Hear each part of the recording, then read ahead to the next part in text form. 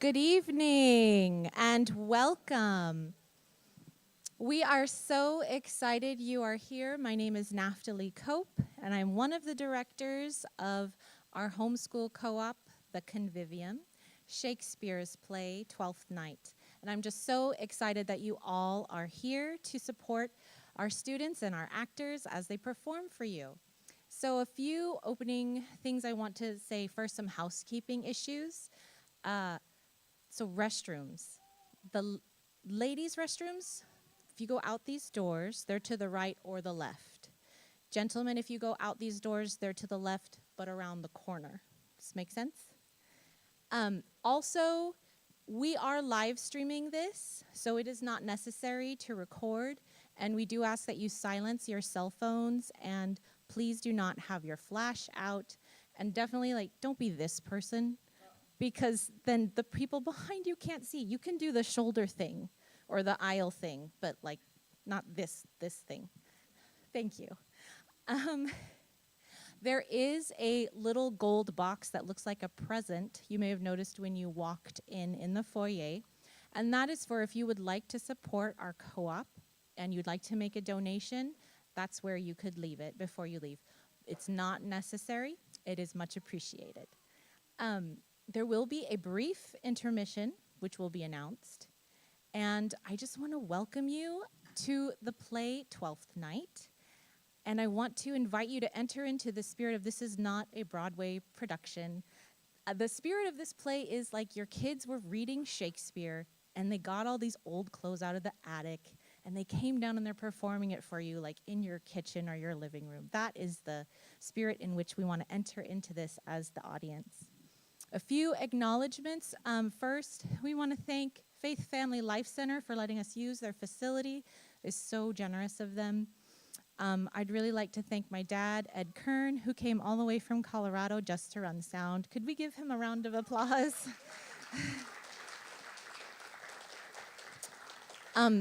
We would like to thank the board, so Sarah Mellon and Stacy Kemper. I would like to thank Kayla Traver, the co-director, and Christine Johnston for working with the littlest Shakespeare actors, and all of the moms and dads. Man, you guys, you have some incredible families, and it's been an honor to work with them. And last of all, I want to acknowledge a stage crew member you won't see is Simon Kemper, but he is working hard doing props backstage. So that's where he is.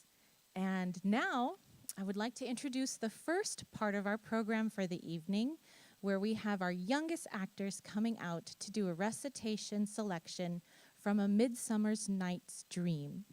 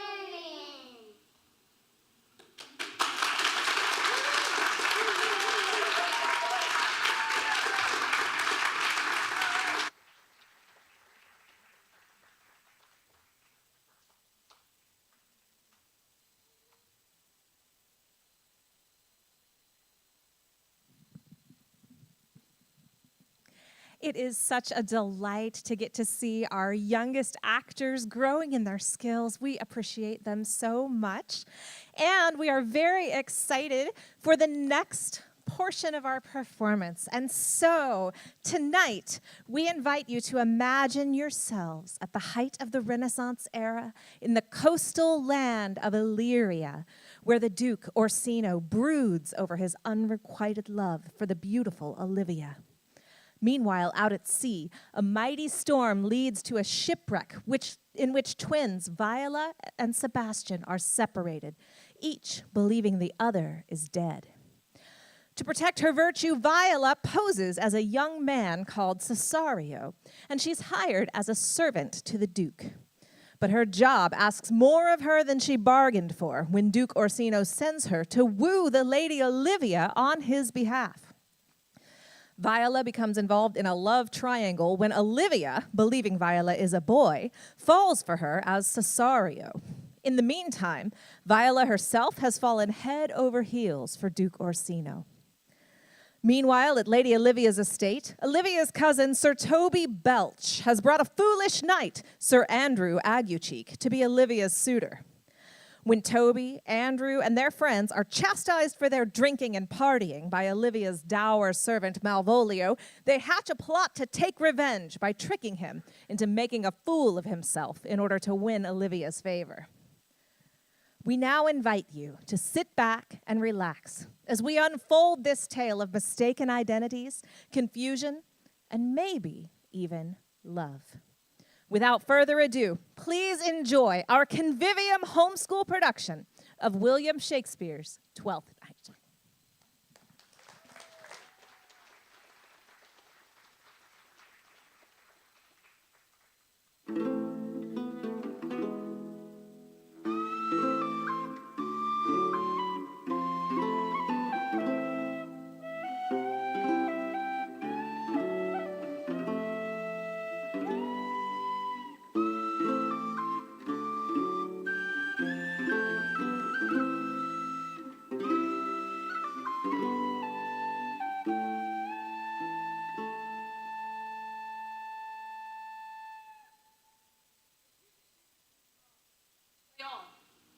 Give me a succinate, that submitting the appetite may sicken and so die. That strain again, that had the dying fall. Oh, it came over my ear like the sweet sound that breathes upon the vacant violets, sting-giving odor.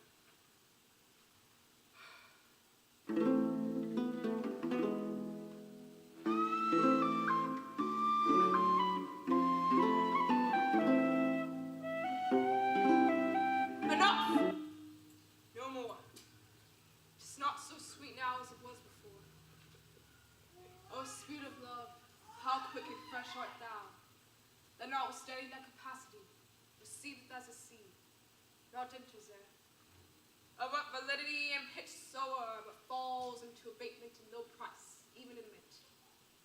So full shapes his fancy that it alone is high fantastical. Well, you got time, my lord? What period? The heart. Why, so I do, none almost I have. Oh, ever eyes did see Olivia first, methought she purged the air of pestilence. Now, what is her? I may not be omitted, but from her handmaid do return this answer. The element itself, till 7 years' heat, shall not behold her face at ample view. But like a cloister she will veiled walk, and water around her chamber, once a day, with eye offending brine, all this to season a dead brother's love, which she'd keep fresh and lasting in her sad remembrance.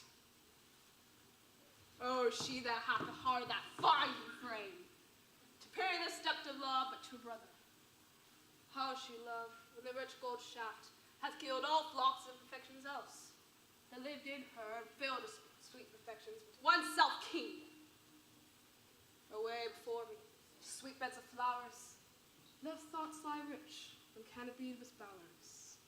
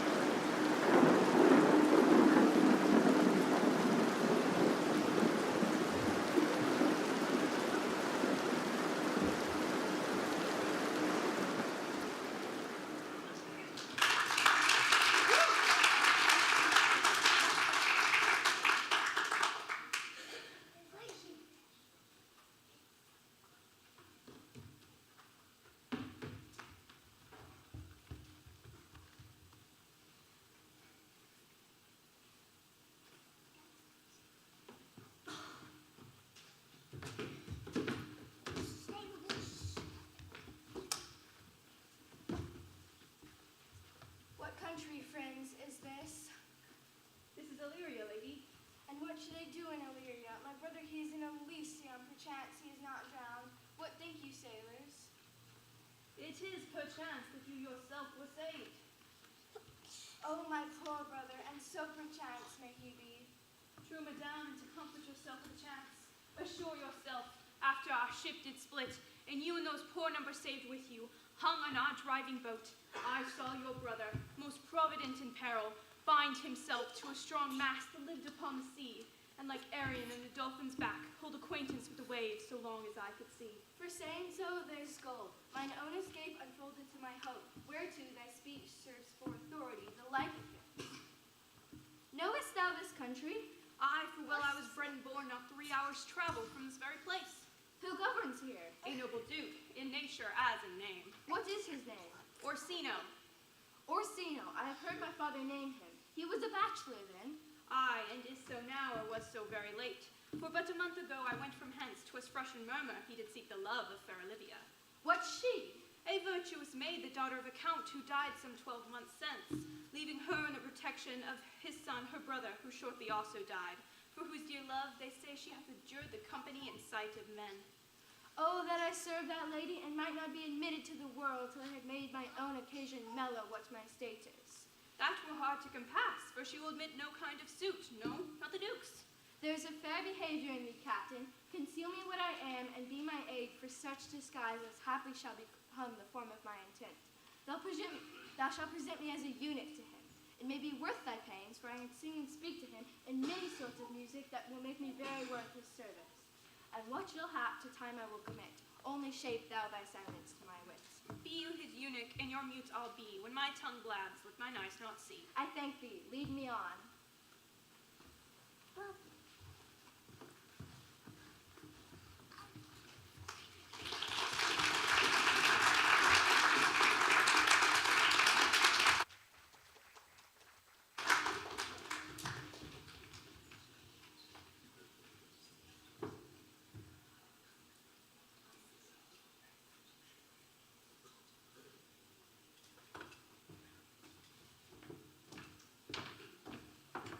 What plague means my niece to take the death of her brother thus? I am sure care's an enemy to life. By my troth, Sir Toby, you must come in earlier of nights.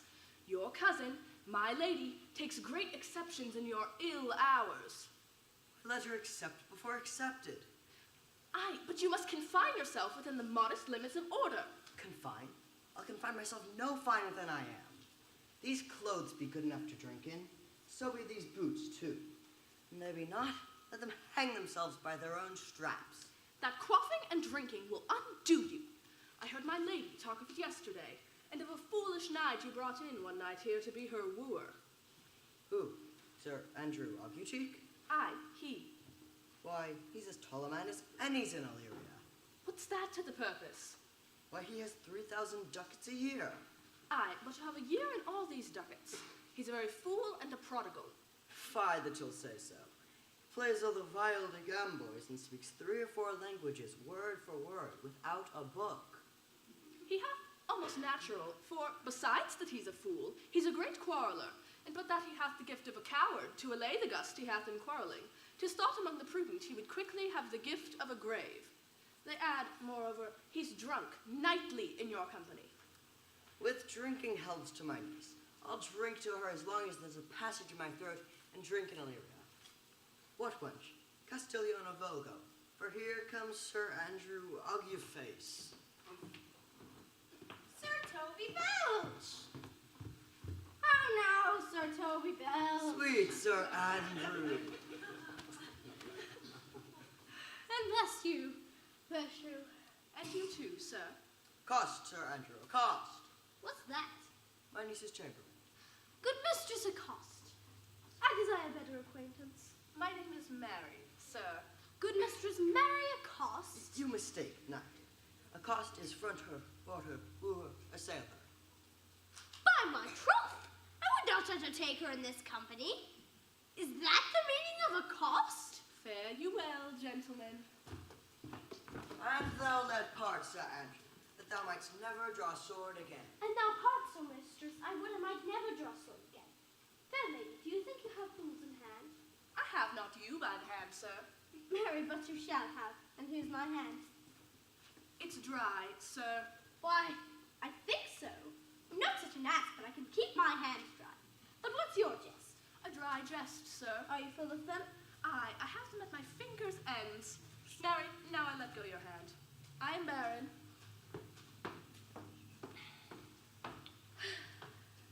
O knight, thou lackst a cup of canary. When did I see thee so put down? Never in your life. Methinks sometimes I have no more wit than a Christian or an ordinary man has. But I am a great eater of beef, and I believe that has done harm to my wit. No question. And I thought that I'd forswear it. I'll home tomorrow, Sir Toby.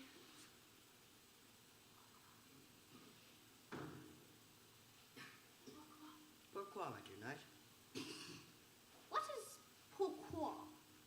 Do or not do? Oh, had I bestowed my time in the tongues that I have in fencing, dancing, and bear baiting.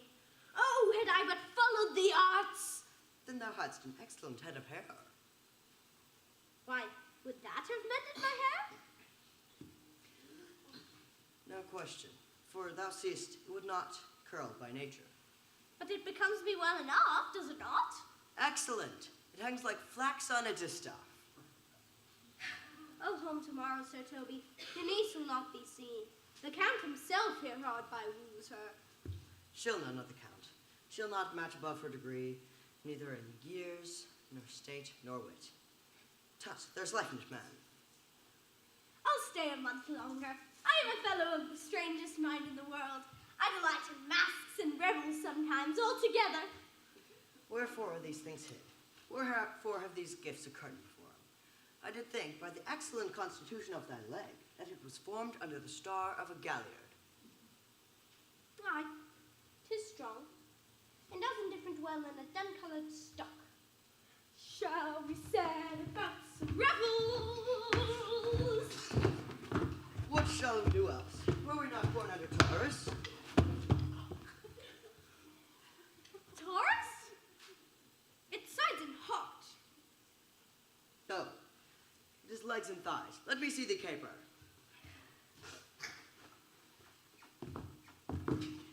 Ha ha! Higher! Higher! Excellent!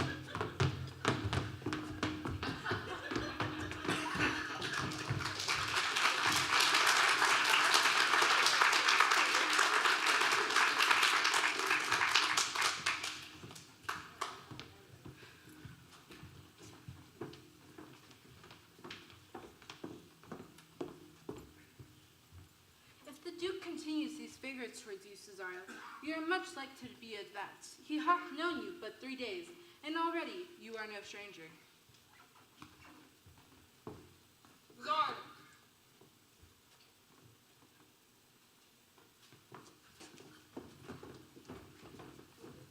Thou knowest no less but all. I unclasp to thee the book, even of my secret soul. Therefore, good youth, address thy gate unto her. Stay at her doors and tell them there that a fixed foot shall grow. Thou have audience. Sure, my noble lord, if she be so abandoned to her sorrow as it is spoke, she never will admit me. Be clamorous and leave all civil bounds, rather than make a profit of return. Say I do speak with her. What thing, my lord? Oh, then unfold the passion of my love. Surprise her with discourse of my dear faith. It shall become thee well, talk my woes. She'll attend a bed in thy youth. The nuncios in more great respect. I think not so, my lord. Dear lad, believe it. For they shall yet belie in thy happy years that say they want to men. Diana's lip is not more smooth and rubious. Thy small pipe is as a man's organ, shrill and sound, and always sublative a woman's part. I know thy consolation is right out for this affair. Prosper well in this, and thou shalt live as freely as thy lord, to call his fortunes thine. I'll do my best to woo your lady. Yet a barful strife, whoever I woo myself would be his wife.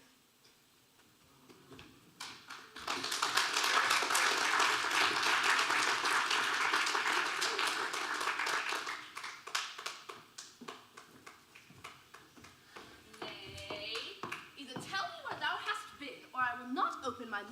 wide as a bristle may enter and waive thy excuse.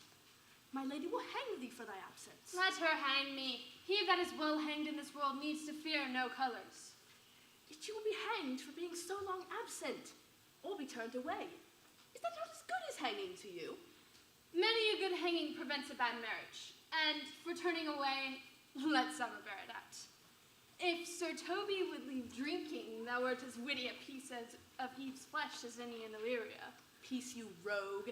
No more of that. Here comes my lady. Make your excuse wisely. You were best.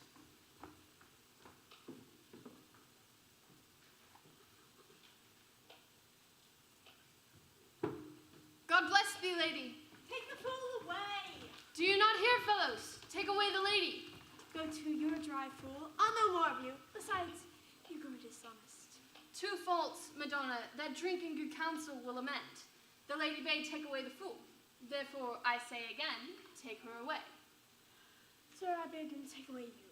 Good Madonna, give me leave to prove you a fool. Can you do it? Dexterously, good Madonna. Well, sir, for want of other idleness, I'll bide your proof. Good Madonna, why mournest thou? Before, for my brother's death. I think his soul is in hell, Madonna. I know his soul is in heaven, fool. The more fool, Madonna, to mourn for your brother's soul, being in heaven. Take away the fool, gentlemen. What think you of this fool, Malvolio? Doth he not mend? Yes, and shall do so till the pangs of death shake him. Infirmity that decays the wise doth ever make a better fool. God send you, sir, a speedy infirmity for the better increasing your folly. What say you to that, Malvolio?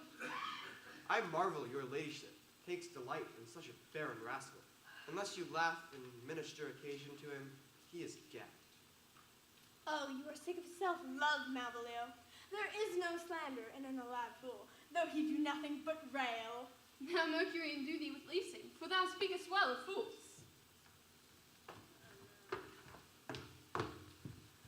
Madam, there is at the gate a young gentleman that much desires to speak with you. From the Count Orsino, is it? I know not, madam. 'Tis a fair young man.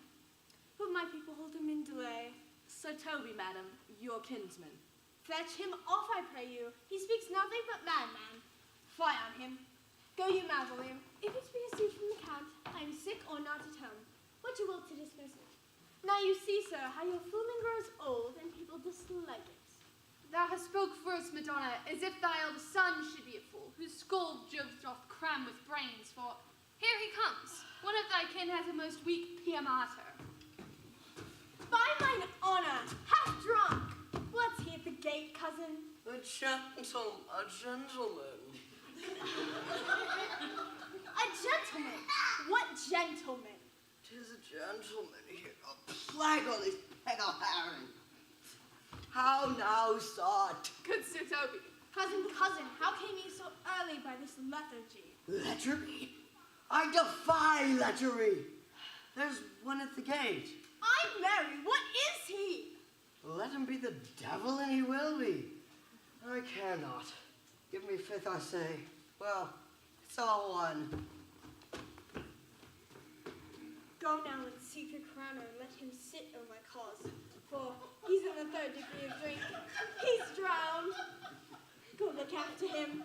He is but mad yet, Madonna, and the fool shall look to the madman. Madam, your young fellow swears he will speak with you. I told him you were sick. He takes it on him to understand so much, and therefore comes to speak with you. I told him you were asleep. He takes it on him. He seems to have foreknowledge of that too, and therefore comes to speak with you. What is to be said to him, lady? He's fortified against any denial. Tell him he shall not speak with me. Has been told so. And he says he'll stand at your door like a sheriff's post and be the support to a bench, but he'll speak with you. What kind of man is he? Why, of mankind. What manner of man? Of a very ill man. He'll speak with you, will you or no? Of what personage and years is he? Why, not yet old enough for a man, nor young enough for a boy.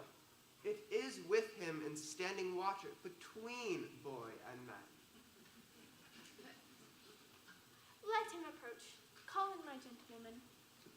woman, my lady call. Come give me my veil. Throw it on my face. We'll once more hear Orsino's embassy.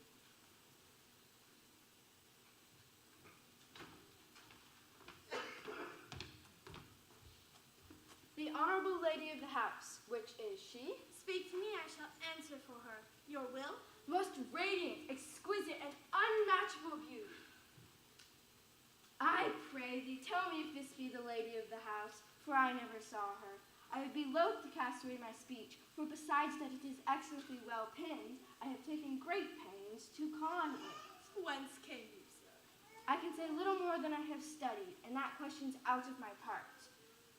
Good gentle one, are you the lady of the house? Are you a comedian?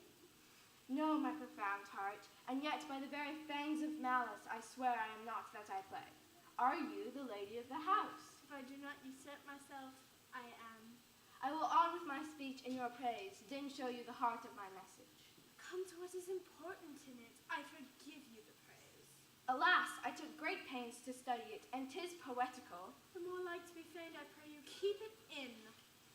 Will you hoist sail, sir? Here lies your way. No, good swabber, until hold here a little longer. What are you?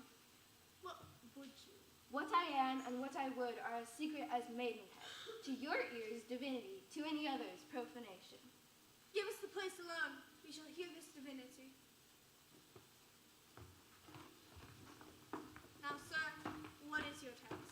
Dear lady, A most comfortable doctrine, and much may be said of it. Where lies your text? in Orsino's bosom. In his bosom. In what chapter of his bosom? To answer by the method, in the first of his heart. Oh, I have read it. It is heresy.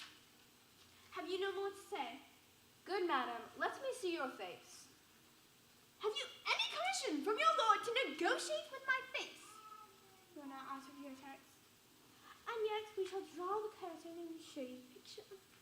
Look you, sir, such a one I was this present. Is it not well done? 'Tis excellently done, if God did all. 'Tis ingrained, sir. It will endure wind and weather. 'Tis beauty truly then, whose red and white nature's own sweet and cunning hand laid on. Lady, you are the cruelest she alive if you will lead these graces to the grave and leave the world no copy. Oh, sir, I shall not be so hard-hearted.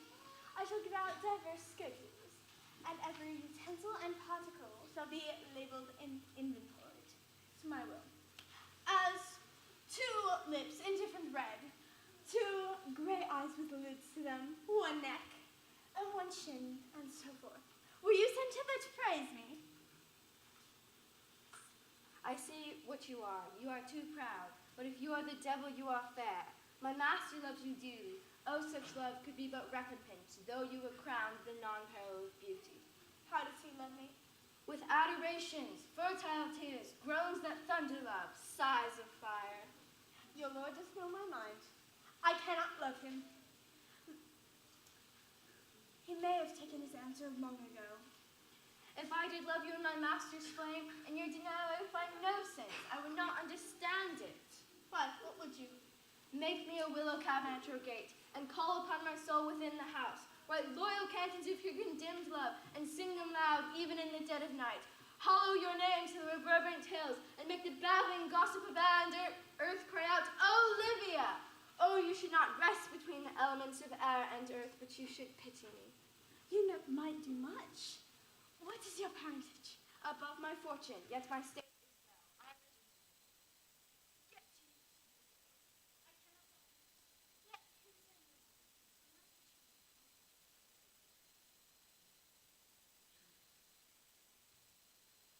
it. Let him send me. I think you can. Still, keep your faith. My master, not myself, lacks friends. Love my disheartened with their usual love, and my fulfilled by my master's faith.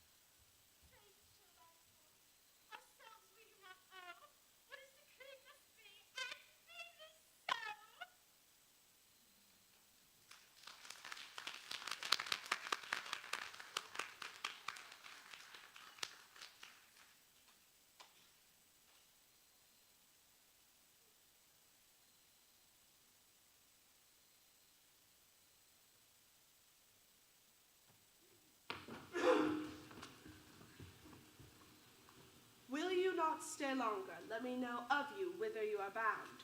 I perceive in you so excellent a touch of modesty that you will not exert from me what I am willing to keep in, and therefore charges me in manners to express myself. You must needs know me then. My name is Sebastian, which I called around Frigo. My father is the Sebastian of Messling, whom I know you have heard of. He left behind him myself and a sister, both born in an hour. If the heavens had been pleased, would that we had so ended. But you, sir, alter that, for some hour before you took me from the breach of the sea, was my sister drowned. Alas, the day. A lady, sir, though it was said she much resembled me, was yet of many accounted beautiful. But though I could not with such estimable wonder over far believe that, thus far I will boldly publish her. She bore a mind that envy could not but call fair. She is drowned already, sir, with salt water. But I seem to drown her remembrance again with more. Pardon me, sir, your bad entertainment. Oh, good Antonio, forgive me your trouble. If you will not murder me for my love, let me be your servant. If you will not undo what you have done, that is, kill him whom you have recovered, desire it not. My bosom is full of kindness, and I am yet as near the manners of my mother, that, upon the least occasion more, mine eyes should tell tales of me. I am bound to Count Orsino's court. The gentleness of all the gods go with thee. I have many enemies in Orsino's court, else I would very shortly see thee there. Once in a sea fight against the Count his galleys, I did some service of such note indeed, that were I ta'en here, it would scarce be answered. Belike he slew a great number of his people? The offense is not of such a bloody nature, albeit the quality of the time and quarrel might well have given us bloody argument. It might have since been answered in repaying what we took from them, which for traffic's sake most of our city did.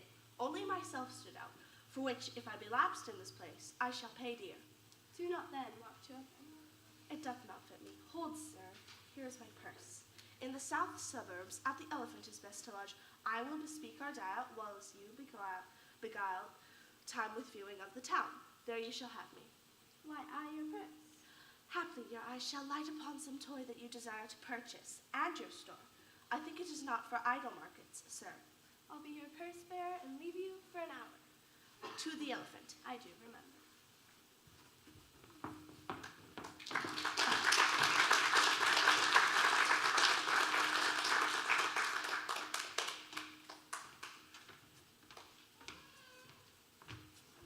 Were you not even now the Countess Olivia? Even now, sir. She returns this ring to you. You might have saved me my pains to have taken away yourself.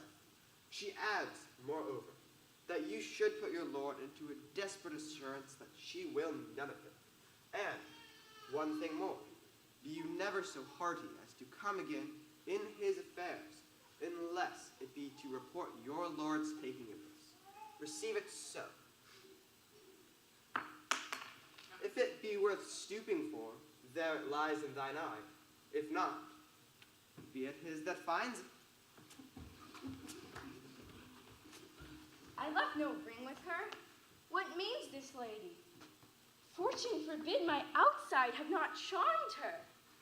She made good view of me. Indeed, so much so methought her eyes had lost her tongue, for she did speak at starts distractedly. She loves me sure. The cunning of her passion invites me in this churlish messenger.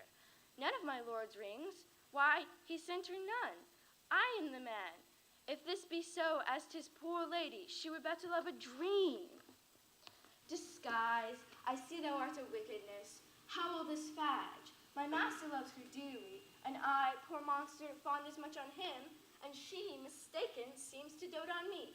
What shall become of this? O time, thou must untangle this, not I. It is too hard a knot for me to untie.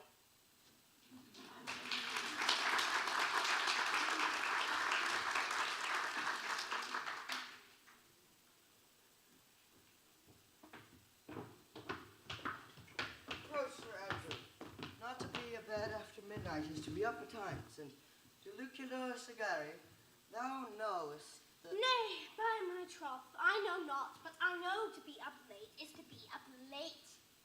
A false conclusion. I hate it as an unfilled can. To be up after midnight and to go to bed then is to go to bed betimes. Doth not our lives consist of the four elements?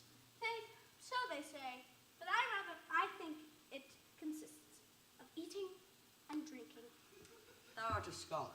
Let us therefore eat and drink. Very nice, eh? A stove of wine. Here comes the fool of faith. How now, my hearts? Welcome, ass. Now let's have a catch. And you love me, let's do it. I am dog at a catch. My lady, sir, and some dogs will catch well. Most certain. Let our catch be thou knave.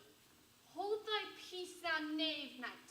I shall be constrained in it to call thee knave knight. It's not the first time I have constrained someone to call me knave. Begin, fool. It begins, hold thy peace. I shall never begin if I hold my peace. Good if it come begin. Hold thy peace, thou thy knave knight. Hold thy peace, thou knave knight. Hold thy peace, thou knave knight. What a caterpillar do you keep here? If my lady have not called up her steward Malvolio and bid him turn you out of doors, never trust me. My lady's a Catian. We are politicians. Malvolio's a Pagaramsey. And 3 merry men we be. Am I not consanguineous?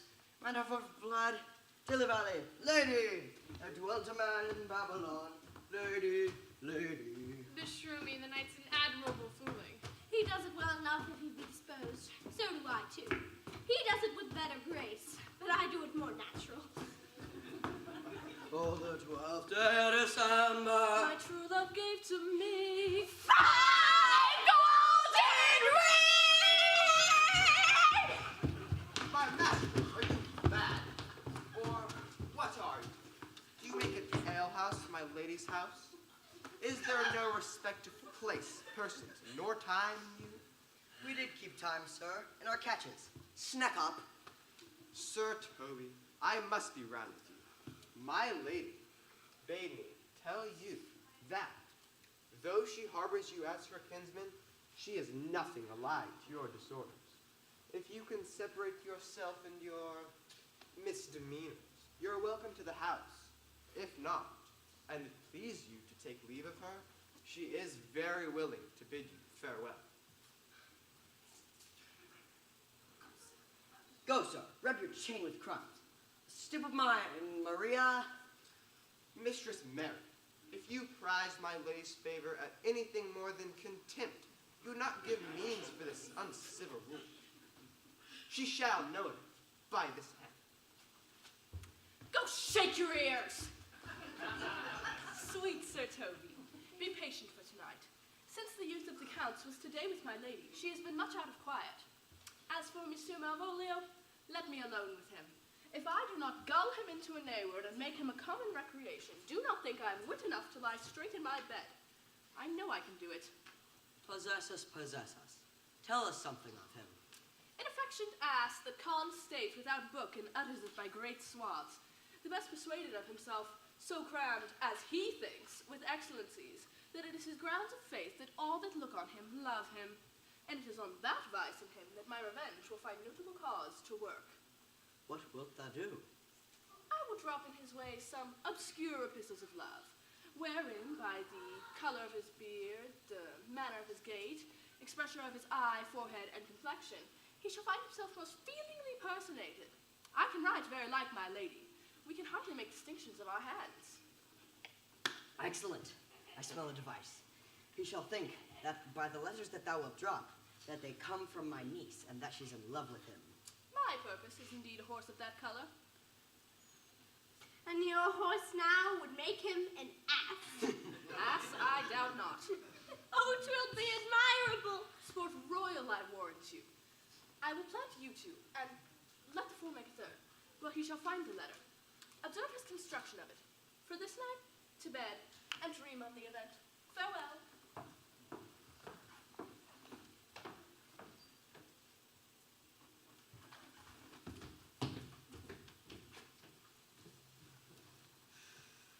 For me, she's a good wench. She's a beagle truebred, and one that adores me. Thou hadst needs send for more money, knight. If I cannot recover your niece, I am foul way out. Send for money, knight. If thou hast her not by the end, call me cut. If I do not, Never trust me. Take it how you will. I'll go burn some sack. 'Tis too late to go to bed now. Come, lad. Come, lad.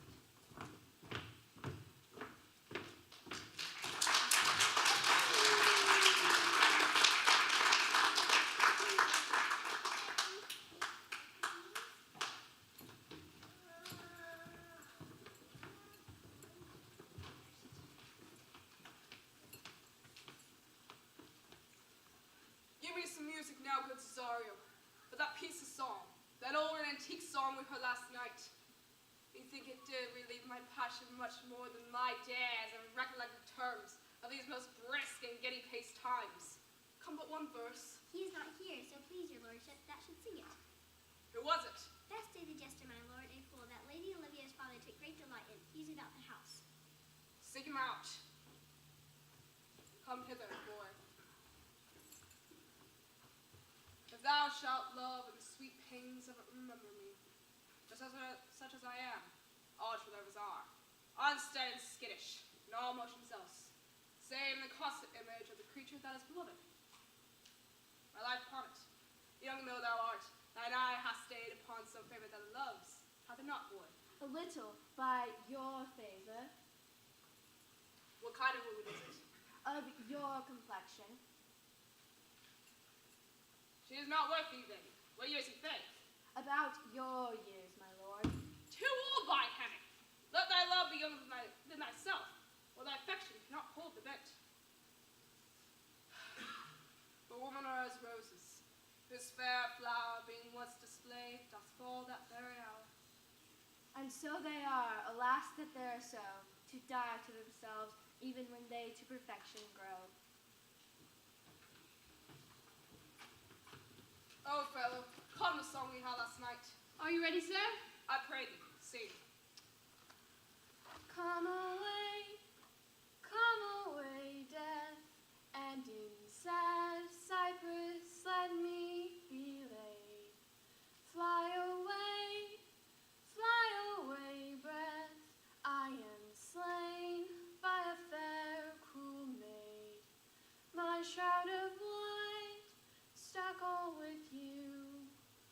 Oh, prepare it, my part of death, no one so true did share it. Not a flower sweet, on my black coffin let there be strewn. Not a friend meet, my poor corpse where my bones shall be thrown. 1,000 sighs to say, play me, oh, where sad true lover never find my grave to weep there.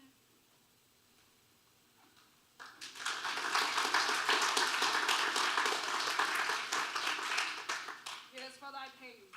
No pain, sir. I take pleasure in singing, sir. I'll pay thy pleasure then. Truly, sir, and pleasure will be paid, one time or another. Give me now leave to leave thee. Now, the melancholy god protect thee, and the tailor make thy doublet of changeable taffeta, for thy mind is a very opal. Farewell. Let all the rest give place. Once more, Cesario. Get thee to yon same sullen cruelty. Tell her my love, much more noble than the world, prizes not quantity of dirty lands. The part that fortune hath bestowed upon her. Tell her, I hold as goodly as fortune. It is that miracle and queen of gems, that nature pranks her and attracts my soul. But if she cannot love you, I do not be so answer. soothe, but you must. Say that some lady, as perhaps there is, hath for your love as great a pang of heart as you have for Olivia. You cannot love her. You tell her so. Must she not then be answered? There is no woman's sighs can buy the beating of so strong a passion as love doth give my heart. No woman's heart so big to hold so much that lack retention. For mine is all as hungry as the sea, and can digest as much. Make no compare between that love a woman can bear me, and that I owe Olivia. Aye, but I know What dost thou know? too well what's love women to men may owe. In faith they are as true of heart as we. My father had a daughter, loved a man as it might be. Perhaps were I a woman, I should your lordship. And what's her history? A blank, my lord. She never told her love, but let concealment like a worm in the bud feed on her damaged cheek. She pined in thought, and with a green and yellow melancholy, sat like patience on a monument, smiling at grief. Was not this love indeed? But died thy sister of her love, my boy. I am all the daughters of my father's house, and all the brothers too. Yet I know not. Shall I to this lady's? Aye. To her in haste. Give her the stool. Say my love, and give no place, by no denay.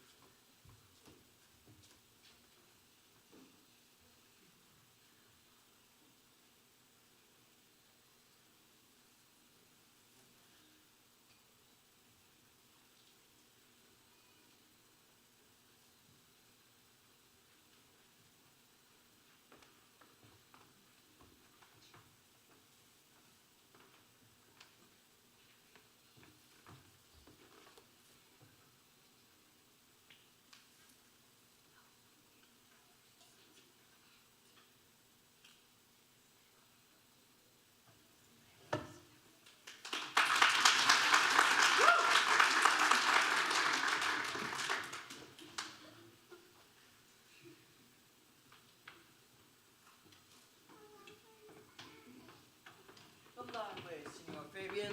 Nay, I'll come. You know he brought me out a favor with my lady of bear-baiting here. Come. Here comes the little villain. How now, my metal of India? Get you all three to a box tree. Malvolio's coming down this walk. Lie thou there, for here comes the trout that must be caught with tickling.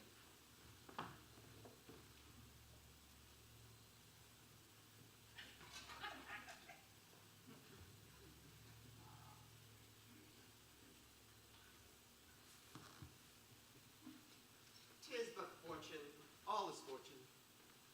Maria once told me she did affect me, and I have many times heard herself come thus near, that she should fancy it should be one of my complexion. What should I think, Oh, peace. Contemplation makes a rare turkey cock of him. Her rejects under his red wings. Slight, I could beat the bow. to be Count Malvolio. Having been 3 months married to her, sitting in my state, calling my officers about me in my branched velvet gown, telling them I know my place, as I would, they should do theirs, to ask for my kinsman Toby. Bolts and shackles. Oh, peace. Toby approaches, curtsies there to me. I extend my hand to him thus, quenching my familiar smile with an austere regard of control. Say, cousin Toby, my fortunes having cast me upon your knees, give me this prerogative of speech. You must amend your drunkenness. Out, scab! Peace, peace, peace, my mouth. Besides, you waste the treasures of your time with a foolish knight. That's me, I warrant you. One Sir Andrew. I knew 'twas I. Many do call me fool. What employment have we here? By my life, this is my lady's hand. Jove knows I love, but lips. No man but lips do not move. No man must know. No man must know. If it should be thee, Malvolio, I may command where I adore, but silence, like a Lucrece knife, with bloodless strokes my heart doth gore. M-O-A-I,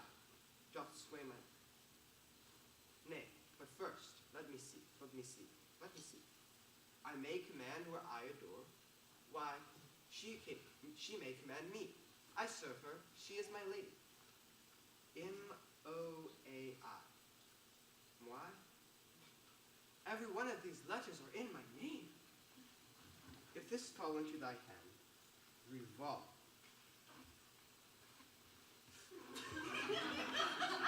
For in my stars I am above. But be not afraid of greatness. Some are born great, some achieve greatness, and some have greatness thrust upon. Cast thy humble slough and appear fresh. Be opposite with my kinsmen, surely with my servants. Remember who commended thy yellow stockings, and wished to see thee cross-gartered. Go to, thou art made, if thou desirest to be so. If not, let me see thee a servant still, a fortunate unhappy. Daylight discovers no more. This is open. I will be proud. I will baffle Sir Toby. I cannot now fool myself that my lady loves me. I think my stars. I will be strange, stout, in yellow stockings, and cross-gartered, even with the swiftness of putting on. Here yet is a postscript. Thou canst not choose, but know who I am. If thou entertainest my love, let it appear in thy smiles. Thy smiles become thee well.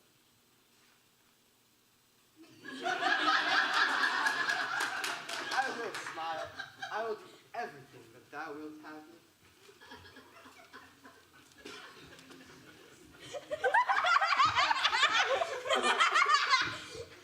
I will not give my part in this form for a pension of thousands. I could marry this wench for this device. So could I, too. Here comes the noble bull catcher.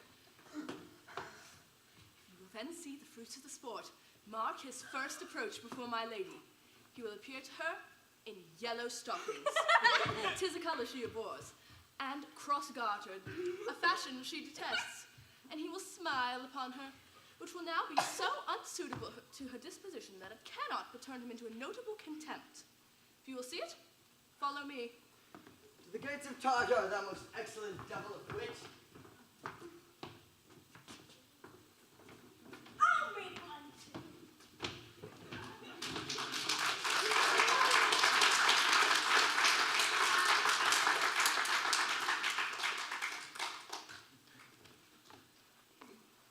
Ladies and gentlemen, we're going to pause now for a brief intermission. Feel free to use the facilities to compliment our fabulous actors and actresses, and we'll see you back here in just a bit.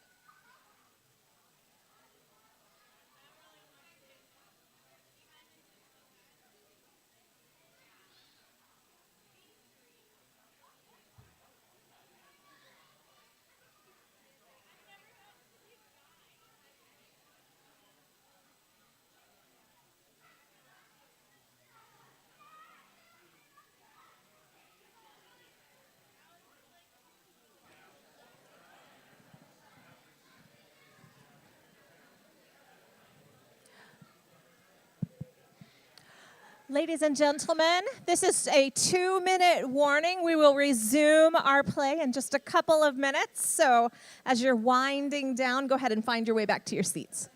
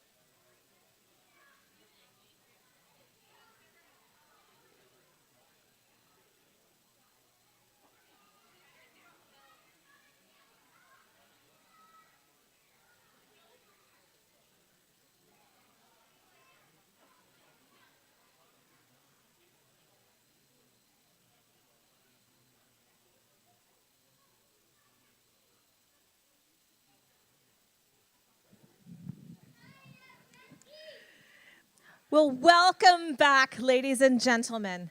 We are now in for a treat, as the second half of our play will reveal the fruits of Mariah, Toby, Andrew, and Fabian's trickery of Malvolio. But not content to stir up only one bit of mischief, Sir Toby and his friend Fabian create more entertainment for themselves by goading Sir Andrew and Viola to fight one another in a duel.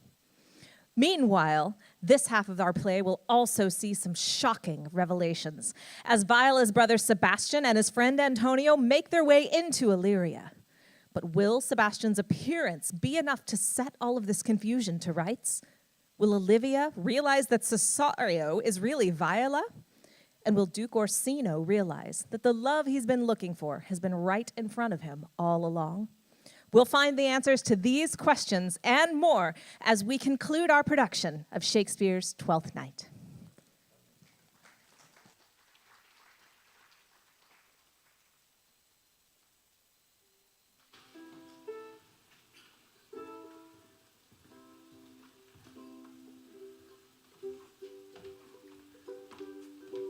Safely, friend, dost thou live by thy tabor? No, sir, I do live by the church. Art thou a churchman? No such matter, sir. I do live by the church, for I do live at my house, and my house doth stand by the church. Art not thou the Lady Olivia's fool? The Lady Olivia has no folly, sir. She will keep no fool, sir, till she be married. I am indeed not her fool, but her corrupter of words. I saw thee late at the Count Orsino's. Foolery, sir, does bark up at the orb like the sun. It shines everywhere. I would be sorry, sir, but the fool should be as oft with your master as with my mistress. I think I saw your wisdom there. Nay, and now pass upon me. I'll no more of thee. Hold, there's expenses for thee. Now, Jove, in his next commodity of hair, send thee a beard. By my troth, I tell thee, I am almost sick for one, though I would not have it grown on my chin. Is thy lady within? My lady is within, sir. I will conster to them whence you come. Who you are and what you would are out of my welcome. I might say element, but the word is overworn. This fellow is wise enough to play the fool, and to do so well craves a kind of wit.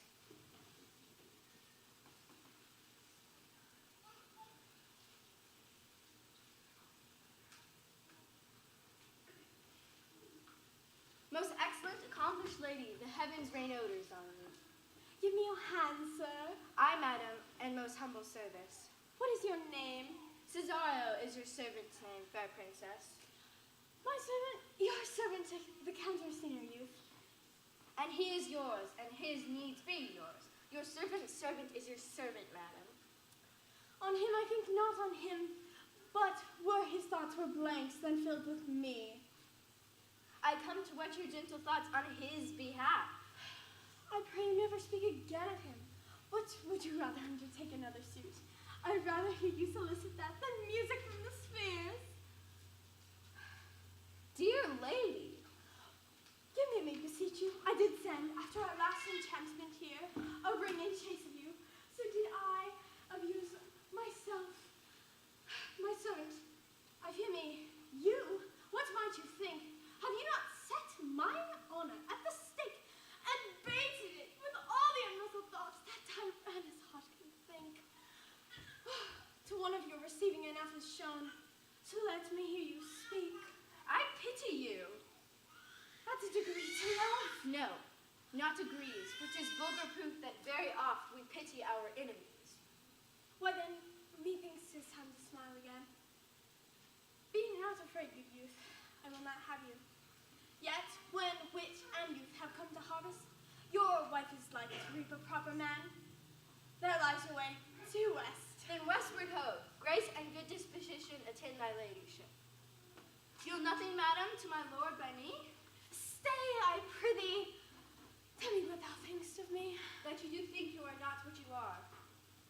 Well, if I think so, then I think the same of you. Then think you right, I'm not what I am. I would you were, as I would have you to be. Would it be better, madam, than I am? I wish it might, for now I am your fool. Cesario, by the roses of the spring, my truth, maidenhood, and everything, I love thee so, that maugre all my pride, nor wit, no reason can my passion hide. But reason thus with reason better. Love, given, is good, but given unsought, better. By my innocence, I swear, and by my youth, I have one heart, one bosom, and one truth, and no woman has, nor never none shall, mistress be of it, save I alone. And so adieu, good madam. Nevermore will I to you my master's tears deplore. Yet come again, for thou mayst move that heart, which now abhors, like love.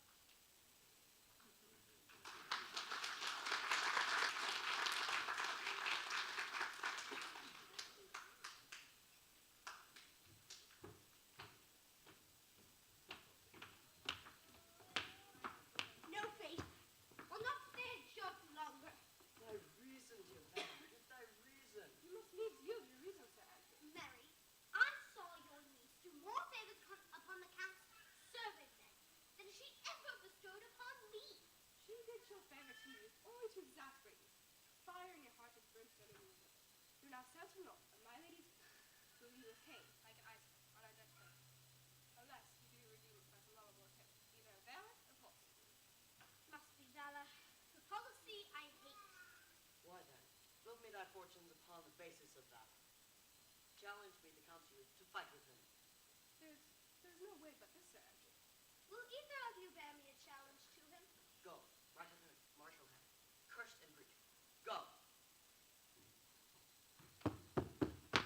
This is the day again from Sir Toby. I've been dipped, lad, some 2,000 strong or so. We shall have a rare that of the room, but you did not deliver it? Never trust me. For, Andrew, if you were opened up, and you find so much liver as well, you will find so much blood in his liver as will hug the foot of a flea. I'll eat the rest of the anatomy. If you will laugh yourselves into stitches, follow me. Yon girl Malvolio's turned heathen. He's in yellow stockings, And cross-gartered. most villainously. And he does smile his face into more lines than is in the new map with the augmentation of the Indies. I know my lady will strike him. If she do, he'll smile and take it for great favor. Come, bring us where he is.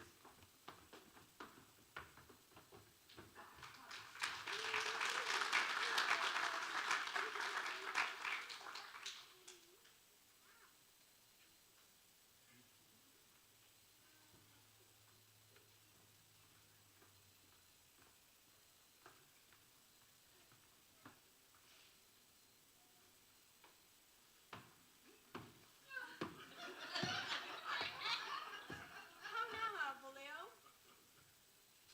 Sweet lady, ho ho. Smilest thou? I sent for thee upon a sad occasion. Sad? I could be sad. Which does make some obstruction in the blood, this cross-garter. But what of it? How dost thou, man? Not black in my mind, though yellow in my legs. It did come from his hands, and commands shall be executed. I think we do know the sweet Roman hand. How dost thou, man? Why dost thou smile so and kiss thy hands so oft? Why appear you in this ridiculous boldness before my lady? Be not afraid of greatness. 'Twas well written.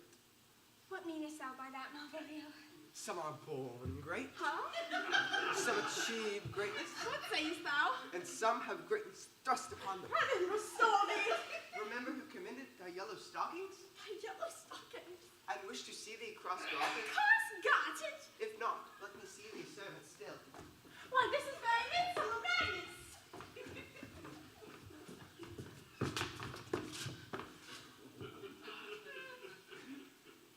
Madam? The young gentleman of the Count Orsino's has returned. I could hardly entreat him back. He attends your ladyship. I'll come to him. Good Maria, let this fellow be looked to. Where's my cousin Toby? Let some of my people have a special care of him. I would not have him miscarried for the half of my dowry. Oh ho! Do you come near me now? With no worse man than Sir Toby to look to me? This concurs directly with the letter. She sends him on purpose that I may appear stubborn to him. And when she went away now, let this fellow be looked to. Fellow, not Malvolio, nor after my degree, but fellow. Why, everything adheres together. This is open. I will be proud. I cannot now fool myself that my lady loves me. I thank my stars.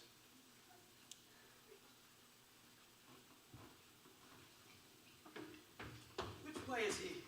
In the name of sanctity! Here he is, here he is. How's it with you, sir? How's it with you, ma'am? Go off. I discard. Let me enjoy my private. Go off. Lo, how hollow the fiend speaks within him. Pray God he be not bewitched. How now, my buckcock? How dost thou shock? Sir! I bid ye come with me. 'Tis not for gravity to play at a cherry pit with Satan. Hang him, foul collar! Go hang yourselves all. You are idle, shallow things. I am not of your element. You shall know more hereafter.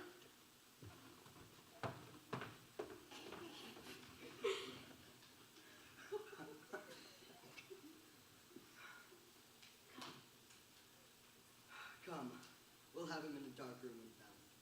My niece is already in the belief that he's mad. We shall carry it thus, for his penance and our pleasure, till our very pastime, tired out of breath, beg us to have mercy on him. But see. More matter for a May morning.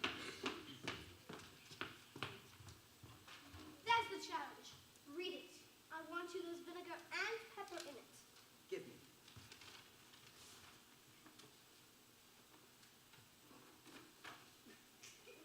Youth, what whatsoever thou art but a scurvy fellow. Good and valiant. If it be thy chance to kill me, thou killest me like a rogue and a villain. Still.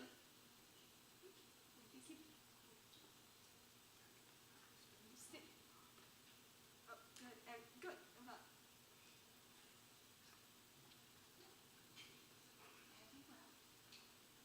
Fare thee well, gentlemen. May God have mercy upon one of our souls, my sworn enemy, Sir Andrew Okichi.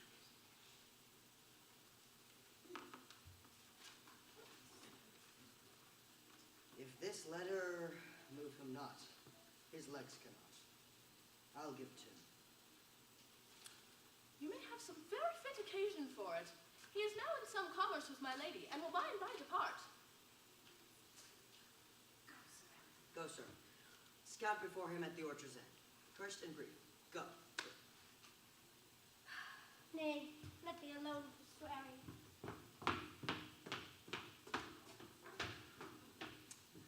Now, I will not deliver his letter. He will find it comes from a thought. But, sir, I will deliver his challenge by word of mouth. Set upon Akichika a notable report of valor, and drive the gentleman into a most hideous opinion of his rage, skill, fury, and impetuosity. This will so fright them both that they will kill each other by the look, like cockatrices. Here he comes with your niece. Give them way till they take leave, and presently after him. I will meditate the while upon some horrid message for a challenge.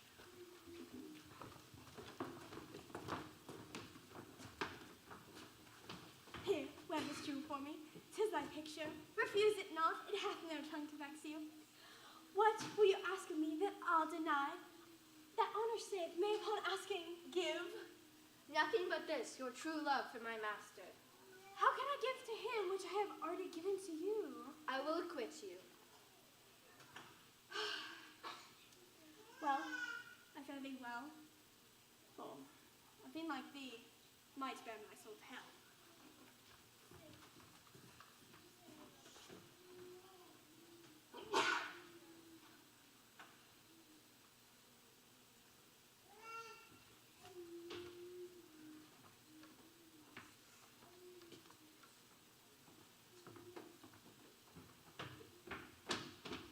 Gentlemen, God save thee. And you, sir?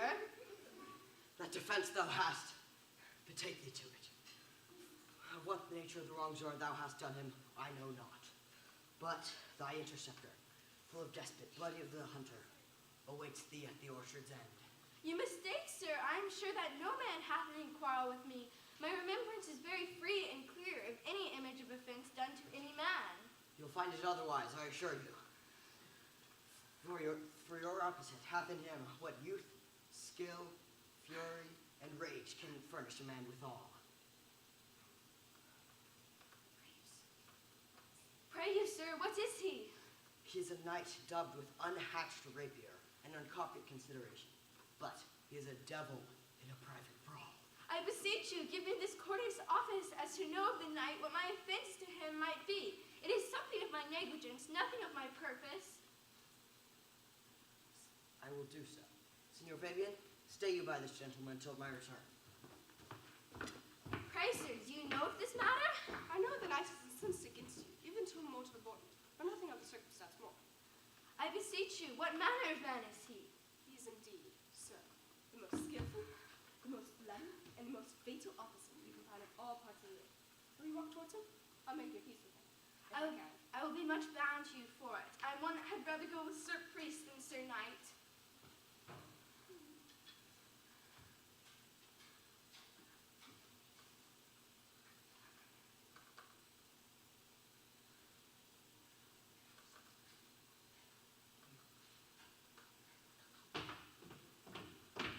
Why not? He's a very devil. Pox on it, I'll not meddle with him. Aye, but he will not now be pacified. Fabian can scarce hold him yonder. Let him let the matter slip, and I'll give him my horse. I'll make the motion. Stand here. Make a good show on it. This shall end without the perdition of souls.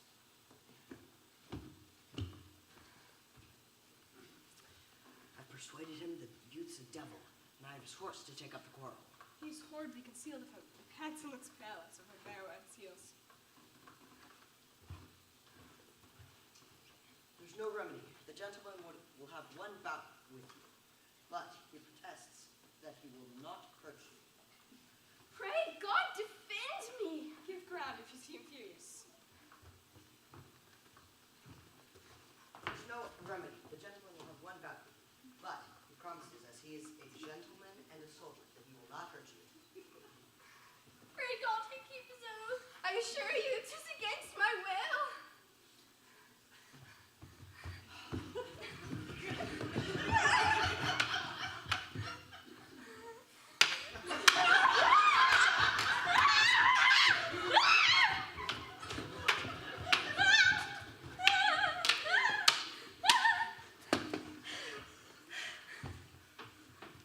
Put up your sword! If this young gentleman has done offense, I take the fault on me. And if you offend him, I, for him, defy you! You, sir. Why? What are you? One, sir, that for his love dares yet do more than what you have heard him brag to you he will. Nay, if you be an undertaker, I am for you. Oh, good sir, come you hold. Here come the officers. I'll be with you in a moment.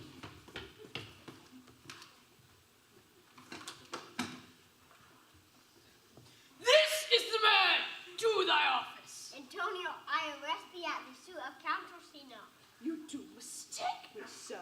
No, sir, no, John. I know your figure well, though now you have no sea cap on your head. He knows I know. I must obey. This is what comes of seeking you, but there is no remedy. What will you do now that my necessity makes me ask you for my purse? Consul. Away.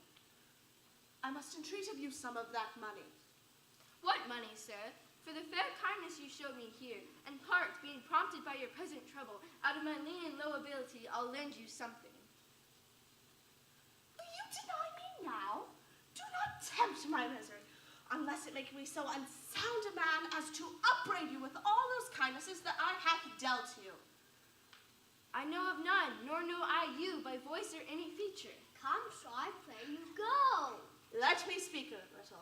This youth you see here, I snatched one half out of the jaws of death, relieved him of such sanctity of love, and to his image, which methought did promise most venerable worth, did I devotion.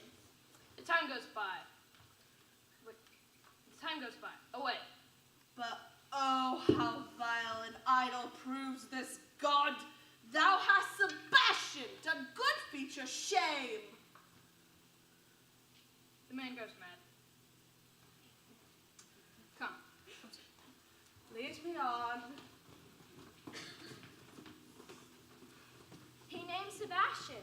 I, my brother, know yet is living in my glass. Even such, and so in favor was my brother. And so went he in this fashion color ornament. For him I imitate. Prove true imagination, oh, prove true that I, dear brother, be now ta'en for you.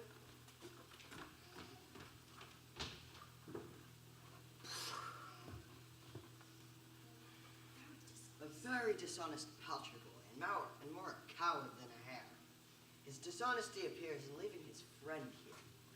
And as for his cowardship, ask Fabian. A coward, a most devout coward, religious in it. Nay, I'll after him again and beat him. Do cuff himself, but never draw thy sword. And I do not. Come, let's see thee a bit. I dare lay any money. 'Twill be nothing yet.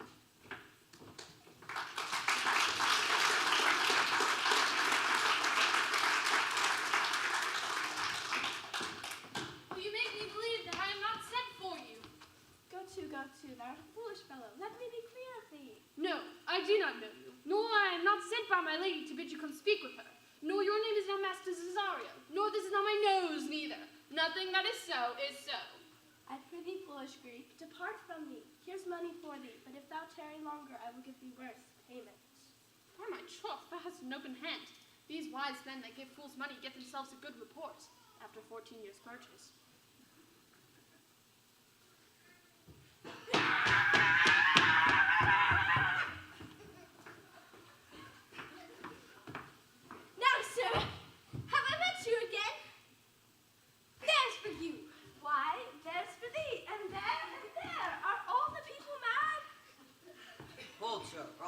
that or the house. This will I tell my lady straight. I would not be in some of your coats for a twopence. Let go thy hand. Come on, sir, hold. I will be free from thee. What wouldst thou now? If thou darest tempt me further, draw thy sword. What? Nay, then. I must have an ounce or two of this malapert blood.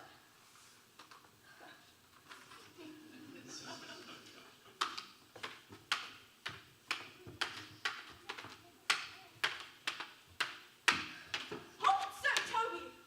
Hold! Madam. Will it ever be thus, ungracious wretch? Out of my sight! Be not offended, dear Cesario. Rude speed! Be gone! I prithee, gentle friend, let thy fair wisdom, and not thy passion, sway in this uncivil and unjust extent against thy peace. Go with me to my house. Beshrew his soul for me. I started one poor heart of mine in thee. What relish is this? How runs the stream? Am I mad, or else this is a dream? Let fancy still my sense, and let thy speak. If it be thus to dream, still let me sleep. Nay, come, I prithee, when thou'st to be ruled by me. I will, madame. Oh, say so, and so be.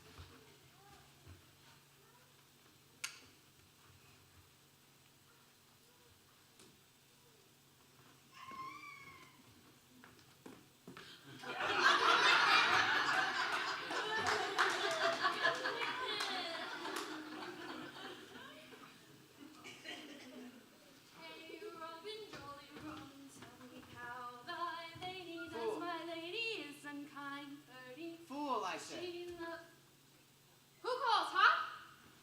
Good fool, help me to a candle, pen, ink, and paper. And as surely as I am a gentleman, I will live to be thankful to thee for it. Master Malvolio. Aye, good fool, Alas, sir, how fill you beside your 5 wits? I am as well in my wits, fool, as thou art. But as well, then you must be mad indeed if you be no better in your wits than a fool. I tell thee, I am as well in my wits as any man in Illyria. Well, a day that you were, sir. By this hand I am, good fool, some ink, paper, and light, and convey what I set down to my lady. It shall advantage thee more than ever the bearing of letter did. I will help you to it. But tell me true. Are you not mad indeed, or do you but counterfeit? I tell thee true, I am not. Nay, I'll never leave a madman till he sees his brains. I will fetch thee light and paper and ink. I pray thee, be gone. I am gone, sir, and on, sir, adieu, good and devil.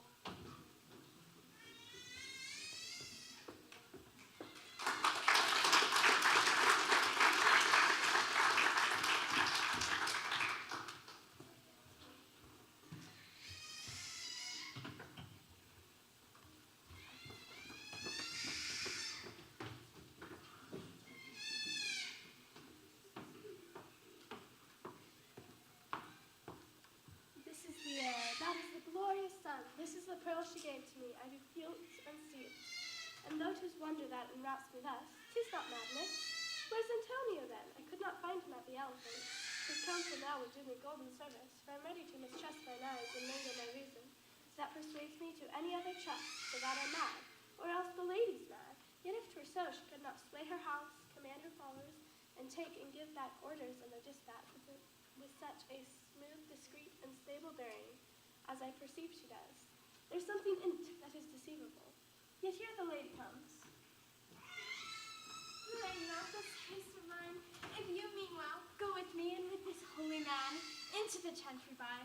There before him and underneath that consecrated roof, apply to me the full of your assurances, that My most jealous and too doubtful faith may live at peace. What do you say? I'll follow this good man and go with you, and heaven's virtue ever will be true. Then lead the way, good father, and heaven so shine that they may fairly note this act of mine.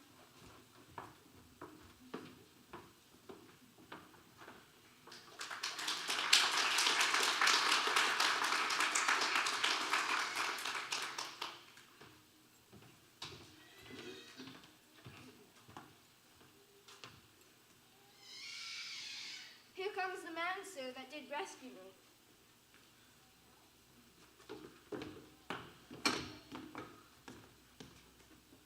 His face I do remember well. Yet when I saw it last, it's besmeared as black as Vulcan in the smoke of war. What's the matter? Orsino, this is that Antonio that did the tiger board when your young nephew Titus left his leg. Here in the streets, desperate of shame and state, in private brabble did we apprehend him. He did me kindness, sir, drew in my side, but in conclusion put strange speech upon me. I know not, but 'twas distraction. No, thou pirate, thou saltwater thief, who forsworn is brought to thee their mercies, whom thou hast made thine enemies. Orsino. Noble sir, be pleased that I shake off these names you give me. Antonio never yet was a thief nor pirate, though I confess on base and ground enough, Orsino's enemy. A witchcraft drew me hither. That most ungrateful boy by your side, from the rude seas enraged and foaming mouth, did I redeem. A wreck past hope he was. His life I gave him, and thereto add my love without retention or restraint, all his in dedication. How can this be? When came into this town? Today, my lord, and for 3 months before, no inch brim, not a minute's vacancy, both day and night did we keep company.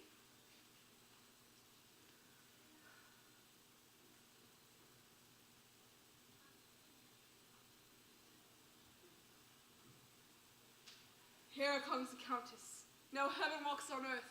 Verily, fellow. Well, thy words are madness. 3 months hath this youth tended upon me. No more of that none. Take him aside. What would my lord that he may not have, when Olivia may seem serviceable? Cesario, you do not keep promise with me. Gracious Olivia. Cesario, what do you say, good my lord?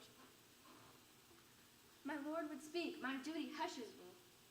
This be out to the old tomb, my lord. It is as fat and as fulsome to my ear as howling after music. What perverseness! He wants of a lady whose ingrate and auspicious altars. My soul, the faithless offering. I breathe out that air devotion tendered. What shall I do? Even what is so pleased, my lord, shall become of him. Since you to not regard it, cast my faith, and that I partly know the instrument that screws me in my place in your favor. Live you the marble-breasted tyrant still, but for this, your minion, whom I know you love, and whom by heaven I swear I tender dearly, him will I tear out that cruel eye, with this crown is about your spite. Convoy with me. My thoughts are ripe in mischief. I'll sacrifice the lamb that I do love, and spite away his heart within a dove. And I, most jocund act and willingly to do you rest, 1,000 deaths would die. Where goes Cesario? After him I love more than these eyes, more than my life, more by all moors ere I love wife. If I do feign you witnesses above, punish my life for tainting of my love. I be detested! How I'm beguiled! Who does beguile you? Who does do you wrong?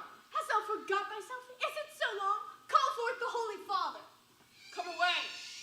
Whither, my lord? Cesario? Husband! Stay! Husband! A husband can he that deny? Her husband's wrong! No, my lord, not I! Father, I charge thee by thy reverence here to unfold what thou dost know hath newly passed between this youth and me. A contract of eternal bond of love, confirmed by the mutual joinder of hands, attested by the holy close of lips, strengthened by the interchangement of your rings, and all the compact of this ceremony sealed in my function by my testimony. O thou assembly call! Where wilt thou be when thou hast sowed a grizzle on thy case. Farewell, Taker. But direct thy feet where thou and I henceforth may never meet. My lord, I do protest. For the love of God, a surgeon! Send one presently to Sir Toby. What's the matter? Has broke my head across and given Sir Toby a bloody coxcomb too. Who's done this, Sir Andrew?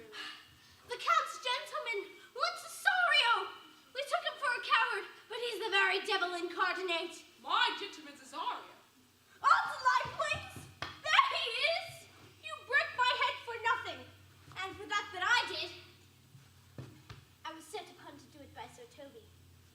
Why do you speak to me? I never hurt you. If a bloody coxcomb be hurt, you have hurt me. Here comes Sir Toby halting. You shall hear more. But if he had not been in drink, he would have tickled me other gates than he did. How now, gentlemen? How's it with you? That's all one has hurt me, and there's the end on it. Sot, didst thee dick surgeon Sot?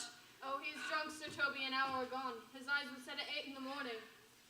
And he's a rogue and a passy measures paving. I hate a drunken rogue. Get him to bed, and let us hope we live too. Who else made this havoc with them? I'll help you, Sir Toby. We'll soon be dressed together. Can I say, get them to bed, and let us hope we live too.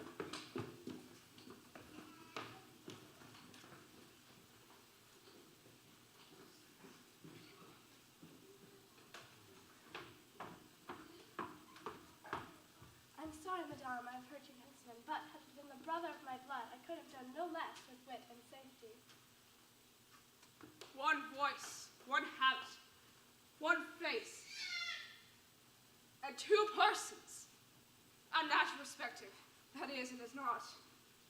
Antonio, oh my dear Antonio, how the hours have racked and tortured me since I lost thee. Sebastian, are you? Do I stand there? I never had a brother, nor can there be a deity in my nature here and everywhere. I had a sister whom the blind waves and surges have devoured. Oh, Charity, what kin are you to me? What countryman? What name? What parentage? Of Messaline, Sebastian was my father. Such a Sebastian was my brother too, and so went he, suited to his watery tomb.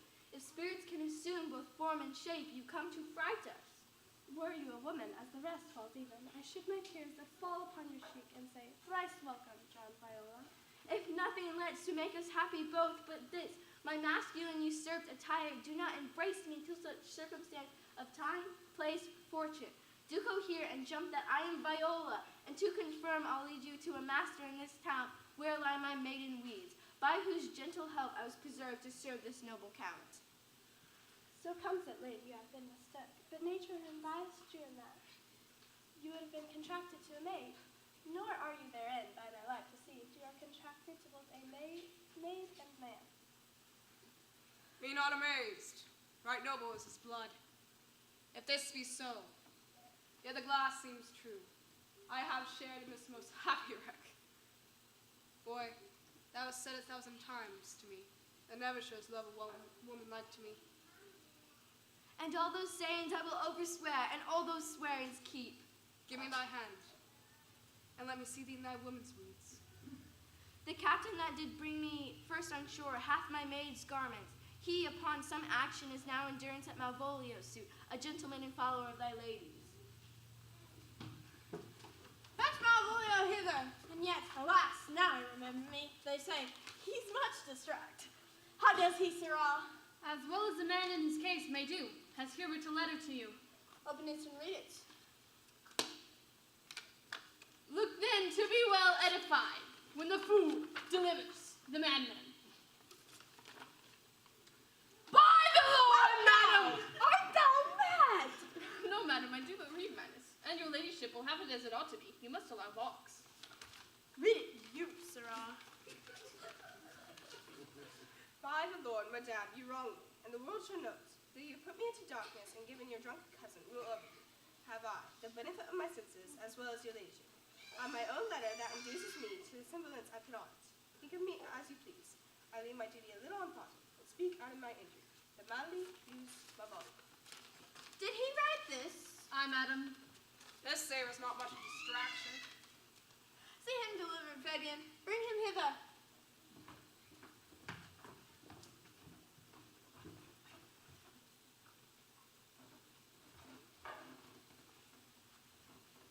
My lord, so please you, to think me a sister, then a wife.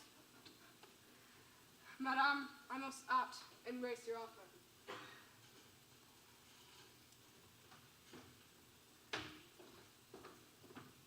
Is this the madman?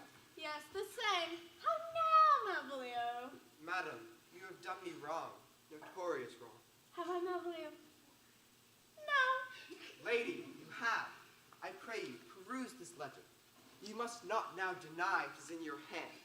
And, in the modesty of honor, tell me why you have given me such clear lights of favor, bade me come smiling and trust guards to you, to put on yellow stockings and to frown upon Sir Toby and the lighter people. And, acting in this, an obedient hope, why you have suffered me to be imprisoned, kept in a dark house, and made the most notorious geck and gull that e'er invention played upon. Tell Alas, me Malvolio, why. this is not my writing, though I confess much like the character. The tat of question, 'tis Mariah's hand. But, good madame, hear me speak. I most freely confess, myself and Toby set this device against Malvolio here. Upon some stubborn and courteous parts we have conceived against him. Maria wrote the letter at Sir Toby's great importance. In recompense, he hath married her. Ah, fool, how they have baffled thee. I'll be revenged on the whole pack of you. He hath been most notoriously abused. Seek him and entreat him to a peace.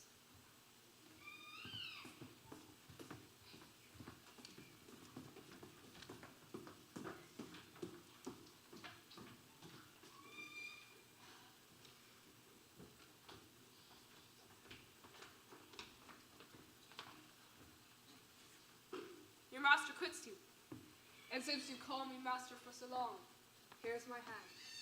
You shall from this time be your master's mistress and his fancy's queen.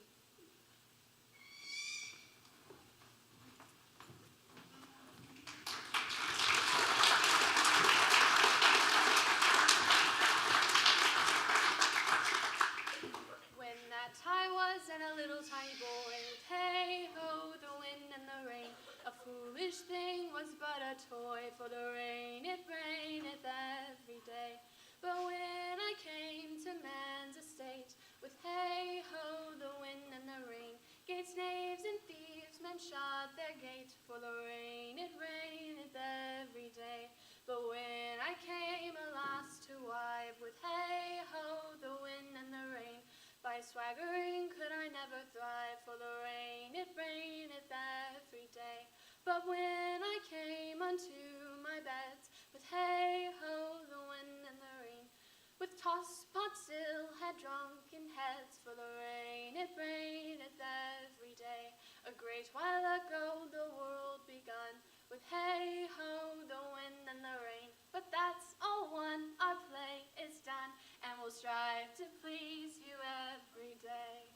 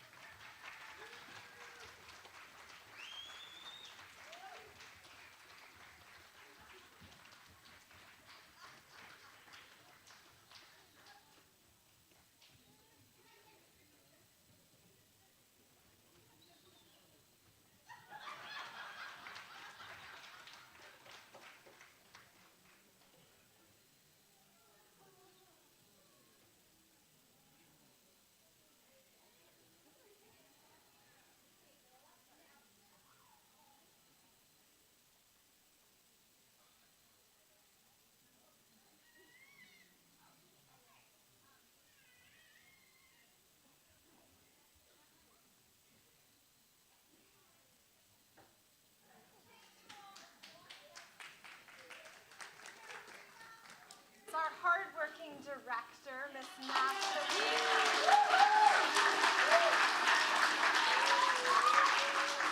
We wanted her to have the last word this evening. Oh, goodness. Thank you so much for coming. Please do stick around and let the actors know how well they did, and just thank you for being here this evening. And all of the actors also want to thank our amazing directors for really making this play come to life. This is for